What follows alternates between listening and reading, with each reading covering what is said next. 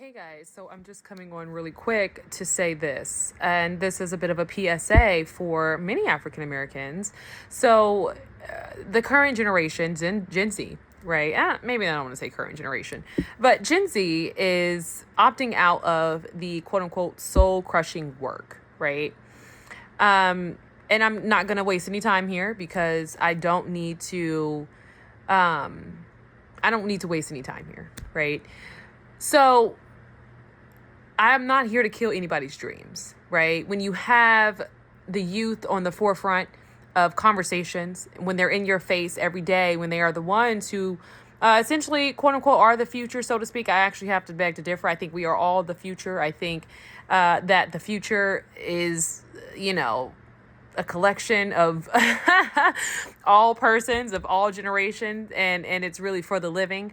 So I actually beg to differ. I don't think that the youth is the future, but the youth is on the forefront in terms of conversation. And so one of the things that I just kind of want to share with a lot of people, because I think that there's a really soul crushing reality that many people will face. And you'll kind of sometimes see it in content form. People come out talking about how hard it is, how they landed on hard times, how they're not able to provide for their families, how X, Y, and Z or influencers are having a breakthrough or whatever, breakthrough, breakdown.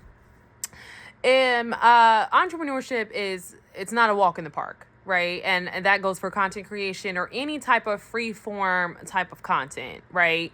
And in order to be someone who is monetized, you typically need to be someone who is very palatable. Now, for a lot of people who have actually gone to college, I think you have a better opportunity at working this, because I believe that it gives you a bit of a framework to be a little bit more editorial in what it is that you do and what it is that you say, right? And so I don't think it's about critical thinking and spotting patterns within cultural trends as much as I think it's about being able to be a person who's essentially professional and constrained, right? Or at least refined in terms of how you present yourself, what it is that you say, and who you're able to connect and relate to, okay?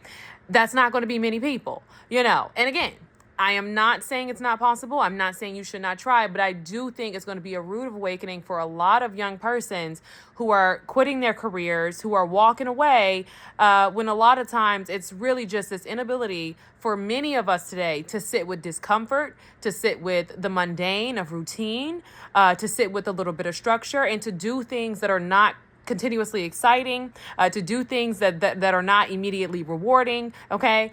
And so a lot of people are taking this chance, and it's working for some people, but for a lot of people, it is not. So I just kind of want to share with you guys the potential drawbacks and the consequences of this, just so you can go into it wide open. Okay. This is not fear mongering. This is not saying it's not going to happen for you.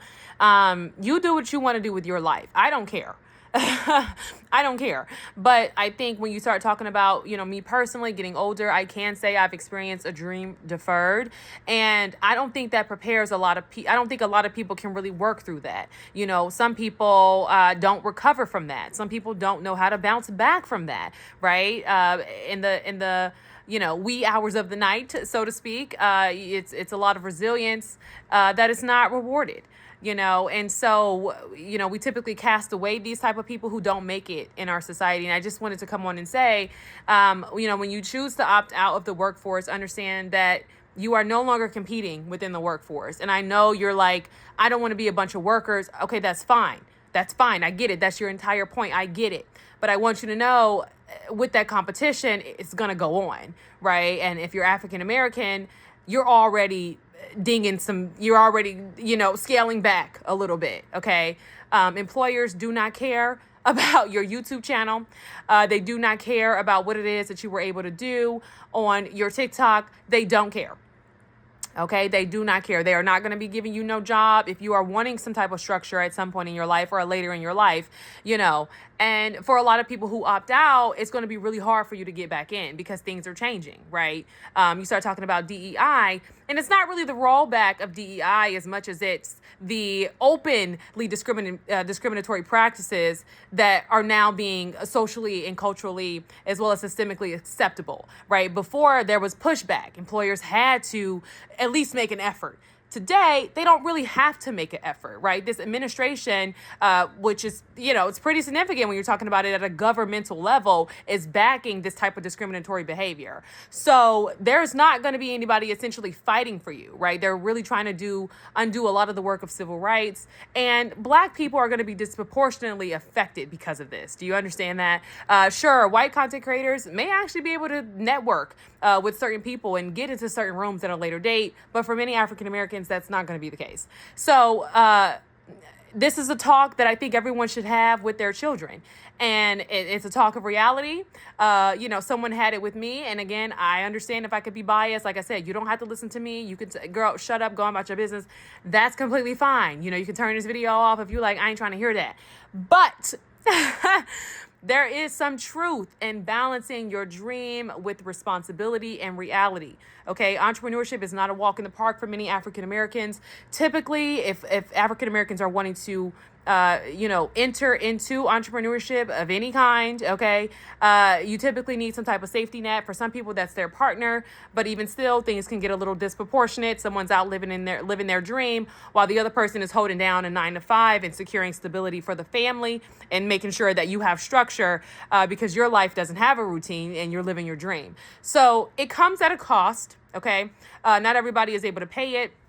Not many people are going to tell you what it takes to actually sustain it or what it took to even get to where they are. Most entrepreneurs I know that have done it, and I would say done it in a way that I find to be respectable and something that could actually be modeled, are persons who actually did go to college, who did have a career in corporate, right? Who were doing the mundane things, who were doing the unglamorous work, and actually stacked quite a bit of coin to be able to get themselves and get their businesses up and off the ground. So, and also I would add that these entrepreneurs are in their 40s and 50s. So those are my, frameworks. Again, I understand I could be biased. Hey, listen, not here to tell you what to do, but I am here to say, hold the phone. Hold the phone. You're talking about soul crushing work. No, nothing is soul crushing is not being able to provide for yourself and your family. Nothing is more soul crushing, right, than having to live in a motel with your child. Nothing is more soul crushing than your car being repoed and you not have any family or anybody who actually gives a crap, right? Because I got a podcast episode coming out where I'm talking about how our empathy is directed upward, right? We are now empathetic with celebrities, with political figures, right? But we are not empathetic with one another, right? So that communal type base, relational ecosystem where we help one another and share resources, depleted, right? We're overstimulated. And again, our empathy is going upward. So I'm talking about that in an episode I got coming out here. But I just wanted to get on here and share it because I think it's important for you to know that. It doesn't mean that you're unworthy. We can start doing this work and having these conversations about worth and Blackness and materialism. I'm fine with that, But I do think that you should at least heed to this warning before you make a decision that is going to absolutely shift your life and, find yourself ridding yourself of an opportunity that, quite frankly, is not going to come back around again. We take it for granted. Maybe we see things online. We start to feel privileged. We start to think in our own mind, right? Because we're seeing things and we're perceptive. We start to have these kind of biases that such opportunities are awarded to everyone, right? Everyone has this. But, that's the thing about young people. As you get older, you start to realize that everybody does not have this, right? So to the young Black women who are online and making content, like I quit my 9-to-5, it's soul crushing. I was a scientist in corporate working for, Colgate or something. It's like, what the heck are you doing? I'm here to tell you, don't do that.